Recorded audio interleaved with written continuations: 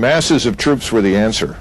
In other words, pouring more Christian Europeans in U.S. or British uniform into Iraq, then Vietnam today would be the 51st state, because that was our solution in Vietnam, and it failed miserably. If you look at the timetable for the arrival of the so-called surge troops, almost half of them didn't even arrive on the ground until June. And the precipitous drop-off in casualties actually began in June, about the time the so-called surge troops were arriving. And this is because General Petraeus urged his commanders to begin cutting deals with the Sunni Arab insurgents, to buy them off, to effectively pay the sheikhs millions of dollars, while they in turn turn around and pay their subordinates. It was a very uncomfortable situation, by the way, for thousands and thousands of U.S. troops on the ground who'd been fighting these people, who suddenly had to stand by while they were being paid off under circumstances that were very, very difficult. And it is still difficult. We have lots of evidence that the money is being taken. Some of it is being used, obviously, for the wrong purposes. Some are buying armaments with it that they're not supposed to have. Quite frankly, we don't have much control over really what happens to the money once it passes out of our hands into the hands of the former insurgents. Okay, so you're not sold on the surge. You think the passing out of the money has more to do with it. I wonder as well if you can gauge the effectiveness of this. The ethno-sectarian cleansing in Baghdad and central Iraq, which is now, I guess, almost completely done. How much of a factor is that in the reduction of violence? Well, it's a huge factor. Baghdad, as you know, was previously more than 50% Sunni. Today it's less than 25% Sunni and more than 75% Shiite. These neighborhoods are now literally fortresses. They are walled off and they are guarded by their respective militias. So this has certainly reduced violence. And once the area becomes sectarian pure, rather, you begin to see businesses open and shops open, and people are willing to go out on the streets. This is nothing new. We've seen this off and on, certainly since 2004. The point is, it's an illusion if one takes from this picture right now the notion that there is real stability. And then when you look at the numbers of Americans killed or wounded, in January we had 40 killed and over 200 wounded. That's about 50% of where we were over the previous 12 months. And most of that can be attributed to the status quo in Anbar province. And actually speaking, since December, the casualties have been inching upwards.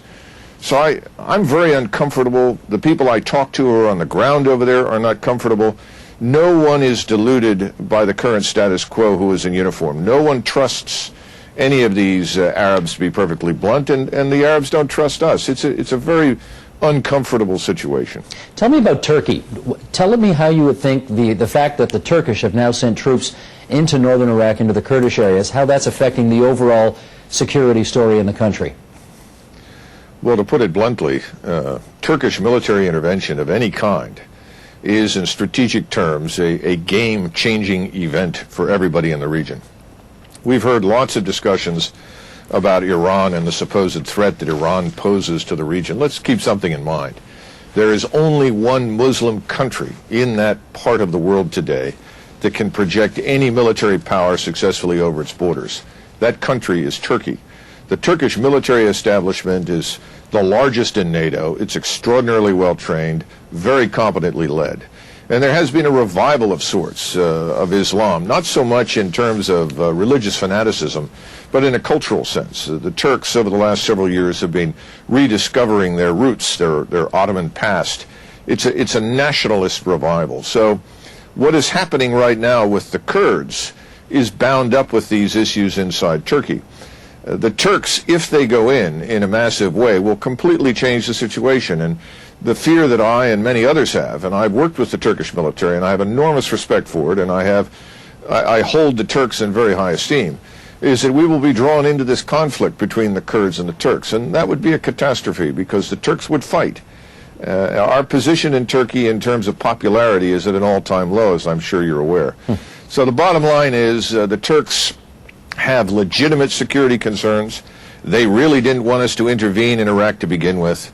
And if we were the recipients of the kinds of blatant military assaults into the United States from our neighbors to the south or the north, I can guarantee you that the U.S. military would be mobilized and sent in very quickly. So Turks' concerns are quite legitimate and should be treated as such. Colonel, I know you're not in the public opinion surveying business, but I do want to get your sense, since you know the area so well, of whether you think the majority of Iraqis actually want to keep their country together as one country. What's your sense? Well, you know, that's a very important question, and I do talk to an awful lot of people on the ground over there. I try to talk to as many Arabs as I can, and people in the region from Cairo to the Red Sea and across to the Indian Ocean, and try to get some sense of that. My view is that you've got to look at Iraq as fundamentally Muslim Arab in the center and the south, and then Kurdish in the north. Kurdistan is a de facto independent state. I think we really need to understand that. So let's just remove the Kurds from the equation, if you will, and talk exclusively about the Muslim Arabs, the few Turkmens and Yazidis that are still in the country.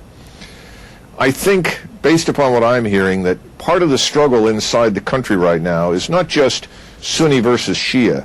It's really between those who support the division of the country, who, by the way, are profiting from the U.S. military presence, which is trying to capitalize on this division, and those who want to hold Arab Iraq together. Muqtada al-Sadr, for instance, whatever else he may be, is still an Arab nationalist, and the Sunnis know this, and there are many Sunni Arabs who are also Arab nationalists.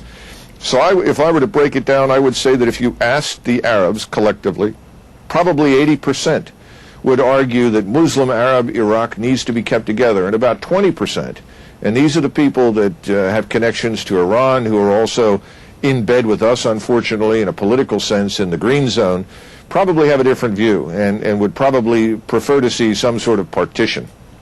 Forgive me for this, but we're literally down to our last couple of minutes here, so I'm going to ask you a question that requires a half an hour to answer, and I'm going to ask you very unfairly to do it briefly. The big debate in the United States right now, of course, is whether to keep the troops there or bring them home right away. Where do you stand on it? We've spent $1 trillion in the place. We simply can't afford to stay much longer. The American economy is almost comatose. I think it's going to be very difficult for us to maintain our position. I don't think that as long as we are on the ground in that country, that any legitimate government can emerge to rule it. And I always opposed any long-term occupation. I thought that we should, if we went in, go in and get out as quickly as possible without dismantling the state and the army. We made a very bad decision. We can't put this together again. We need to get out as soon as possible and let the Arabs on the ground sort it out. As we go out, we need to talk with and work with the other regional powers, but to be perfectly blunt at this stage, I'm not sure we're going to have much influence over what Iraq's neighbors do. And are you supporting anybody for president? A lot of military people are. You know, I'm not. And it's not because I don't think any of them are qualified.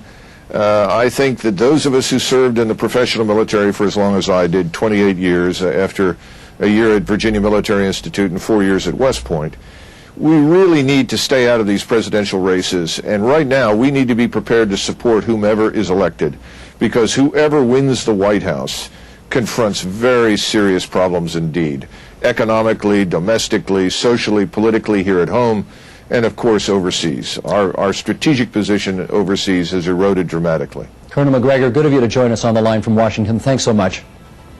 Thank you for inviting me.